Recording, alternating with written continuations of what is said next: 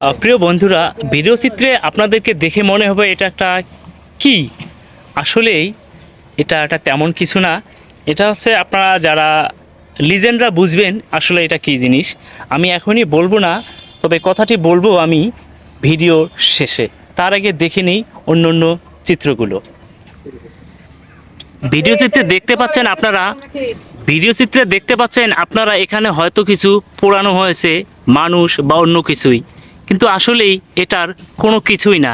এখানে মূলত যারা বাহির থেকে আসেন, এসে এখানে আমরা আমাদের গ্রাম্য ভাষায় বলে গাছি, তো এই গাছিরা এখানে এসে খেজুর গুড় সকালবেলায় সেই ভোর রাত্রে থেকে তারা এখানে জাল করা শুরু করে দেন। তারই এক চিত্রাঙ্কন দেখাচ্ছি আপনাকে। এটা হচ্ছে ওনাদের খেজুর রস জাল করার চুলা। আপনারা আবার অন্য কিছু ভেবে নেবেন না যে হিন্দুদের এখানের চিতা জ্বালায়, আসলে এটার কোনো কিছুই না।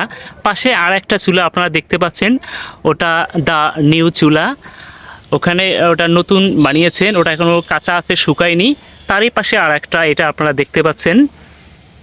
তো এই জিনিসগুলো এখনকার ছেলেমেয়েরা উপলব্ধি করতে পারবে না, যারা বয়সদ্ধ আছেন তারাই এই জিনিসটা বুঝবেন আসলে এটা কি। প্রিয় বন্ধুরা, আমরা আগে যখন গাছিরা খেজুর রস সংগ্রহ করত, সেটা ছিল মাটির কলস, কিন্তু দিন বদলের কালে সেটা হয়েছে এখন প্লাস্টিকের ড্রাম। গাছিরা এখন এই প্লাস্টিকের ড্রাম দিয়ে খেজুর গাছ থেকে খেজুরের রস সংগ্রহ করেন। তারই এক চিত্র আমি আপনাদের সামনে তুলে ধরছি। এখন আমি আপনাদেরকে দেখাচ্ছি যে কড়াইতে খেজুরের রস জাল করে গুড় বানানো হয়। গুড় সাধারণত পাটালি গুড়, নালি গুড় বা ঝোলা গুড় বলে থাকে, এক একজনের এক এক ভাষায়। তবে আমি যতটুকু জানি সেই ভাষায় আপনাদেরকে বললাম। এখন গাছি ভাইয়েরা তাদের থাকার ঘর বানিয়েছেন খেজুর গাছের ডালপাতা ও অন্যান্য ডালপাতা দিয়ে। তাই ভিডিও চিত্র আমি আপনাদের সামনে তুলে ধরছি, দেখেন। আপনারা অন্য কিছু মনে করবেন না, কিন্তু এটা হচ্ছে তাদের একটা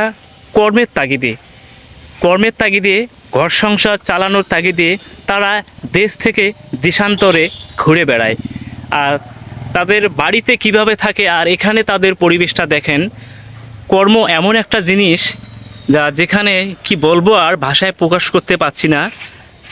দেখেন কিভাবে কর্মের জন্য দেশ থেকে দেশান্তরে ঘুরে বেরিয়ে এভাবেই তাদেরকে জীবনযাপন করতে হয়।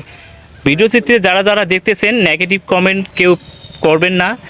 যথাসম্ভব ভিডিওটাকে লাইক করবেন, সাবস্ক্রাইব করবেন, এটাই আপনাদের কাছে আমার চাওয়া। দেখেন তাদের জীবনযাপন। এখন আমাদের এক প্রিয় গাছি ভাই, আসসালামু আলাইকুম ওয়া রাহমাতুল্লাহ। কেমন আছেন মিয়া ভাই? ভালো আছেন? আপনি কোথা থেকে আসছেন? আমি রাজশাহী বাগা থানা থেকে এখানে আসছেন খেজুরের রস আহরণ করে জাল করেন, গুড় করেন। আর প্রিয় ভাই আমার এখন উনি রান্না করতেছেন রাতের খাবারের